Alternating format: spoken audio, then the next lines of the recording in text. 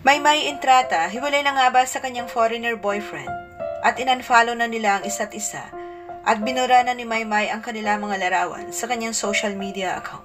Pero bago pong ating balita, huwag pong kakalimutan mag-subscribe sa ating channel at pindutin ang notification bell para lagi po kayo updated sa ating mga balita.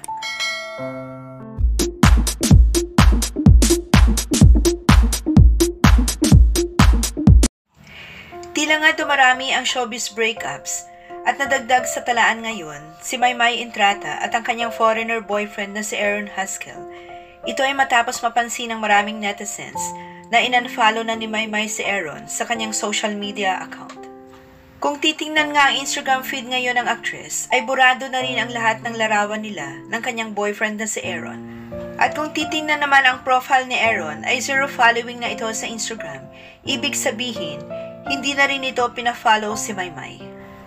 Matatanda ang taong 2022 Valentine's Day, ipinakilala ni Maymay sa publiko ang kanyang foreigner boyfriend sa pamamagitan ng pagpo-post ng kanilang couple picture. Kuha yun sa Canada kung saan nagbabakasyon si Maymay. Caption ni Maymay noon, "Happy birthday, my Valentino." Matatandaan June 2022, ipinaramdam ni Maymay ang lubos na saya dahil napatunayan daw niya ang pagmamahal ng foreigner boyfriend sa loob ng ilang buwang na natili siya sa Canada. Bukod sa pag-aaral niya sa isang acting school, doon sa Canada nakabase ang foreigner boyfriend niya na si Aaron.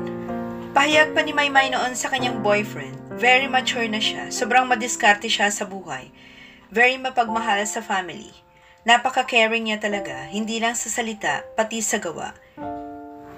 Dagdag pa ni Maymay, ang maganda dun, pag consistent yung taong nagmamahal sa'yo, araw-araw kang napofall, hindi lang sa umpisa. Oh my God, ganito pala ang feeling na ako naman yung priority. At na makabalik na nga si Maymay sa Pilipinas, balik sila sa long-distance relationship na regular na pagbi-video call nila ng boyfriend.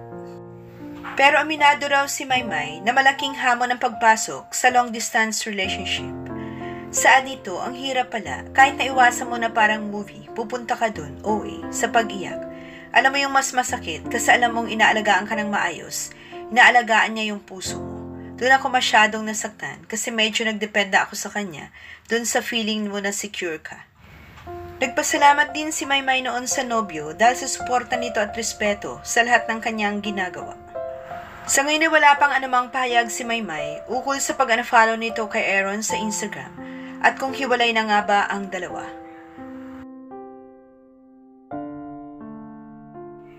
Maraming salamat po sa inyong panunood.